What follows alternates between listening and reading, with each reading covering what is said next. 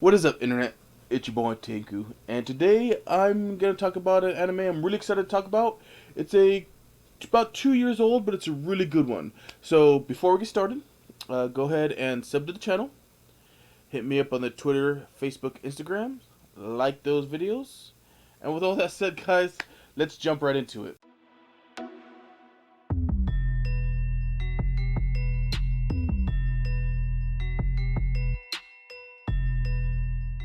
So today we're gonna be talking about an anime that came out 2 years ago.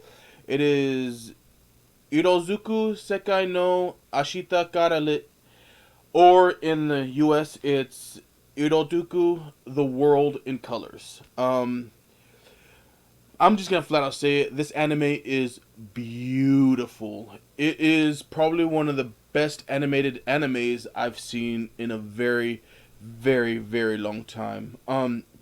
And most of the time, if you have an anime that looks really good, but the story is kind of like, or then there's sometimes when the story is really good, but the anime is like, you know.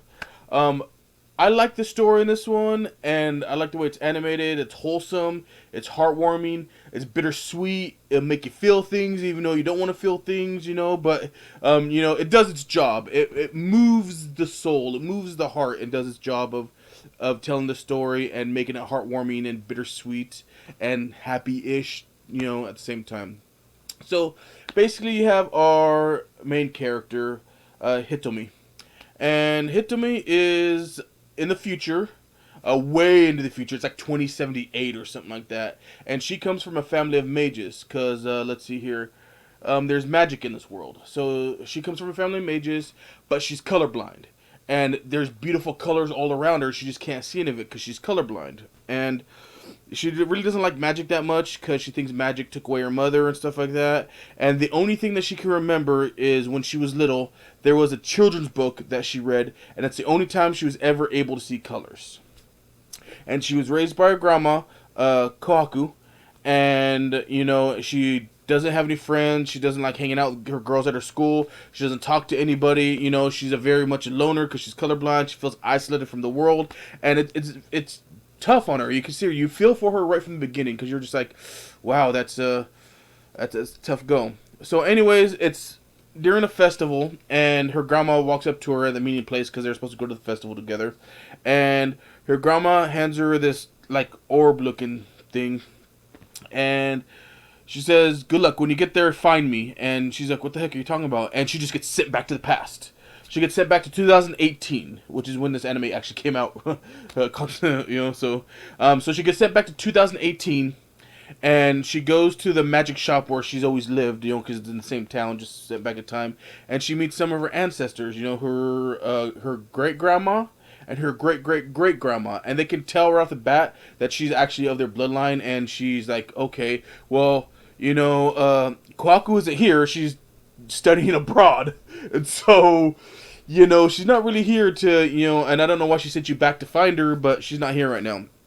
So, she's kind of confused, and she's like, well, I don't know what the hell I'm supposed to do. And she walks around the town, and things are going on, and that's when she meets this boy, uh, Yuito. And Yuito is an artist, and he's part of the photography club. And so the reason why she's drawn to him because he's drawn on his little tablet, drawn his little thing, and she can see the color in what he's drawing.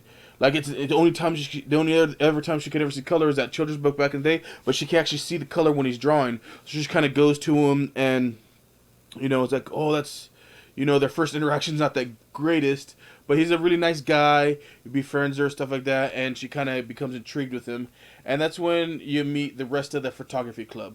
You got Asagai, Kurumi, Sho, and Chigusa. And so these guys are all in the photography club at their high school. And since she's there and her family's like, or her ancestors, I guess, are like, hey, you gotta, go to school. She ends up going to school and joining the photography club. And they become friends and start working together, and because she hates magic, and since she's a mage, she's like, oh, can you do some magic for us? And they become friends and start doing some stuff and hanging out and have adventures together, and slowly but surely they start helping her unlocking like stuff that you can, so where she can see colors a little bit, but it's mainly when she's hanging out with Yuito and his drawings, and so it's very intriguing, the mystery, like why is it that she can only see this guy's in colors, and that's going on. And of course her grandma comes back as a teenager from studying abroad, and becomes her best friend. Of course, her grandma in the future knows all this is happening, because that's why she sent her back to the past.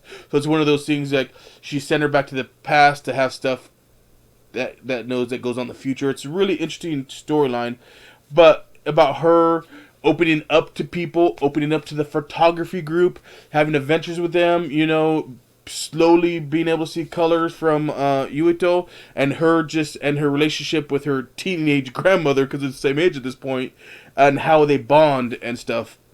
And then, a lot of stuff happens. I don't want to tell you guys too much, because you guys should watch it. The ending is very, very good. It's a very good ending. It's a little bittersweet for me personally, because I was like, ugh. And then the storyline that takes, because remember, she's from the future, and stuff that happens going on with that. And so, they show that, but there's a lot of adventures they have together. So I would definitely watch it, guys. Tell me what you guys think. If you guys think I'm crazy that the world in colors isn't beautifully drawn, like I said, the main reason is it's just beautiful. It is amazingly beautiful the way they did this anime, and the storyline is great. The characters are great. There's not one single character you dislike in this anime, and that's rare for me, because there's always one character I'm like, oh, that guy or that girl, annoying or whatever. But there's not. You like all the characters, even the little bit characters that come in are nice. The storylines are tied up nicely. The little threads are there. There are no hanging plot points or anything like that. Everything gets tied up in the end, and it's beautiful. That's all I could say about it. So tell me what you guys think in the comments down below, on the Twitter, Facebook, and Instagrams. Let me know if I'm crazy. Let me know if you agree, if you like it. If you want, send me friend requests on Twitter, Facebook, or Instagram. I'll accept them, because like I said, I accept everybody here. I love the discussion I have with you guys. I'm gonna get more and more comments on older videos I'm talking with the guys on, and I really like that. Just you let me know and keep it coming. So with all that said, guys, I hope everybody has an awesome day.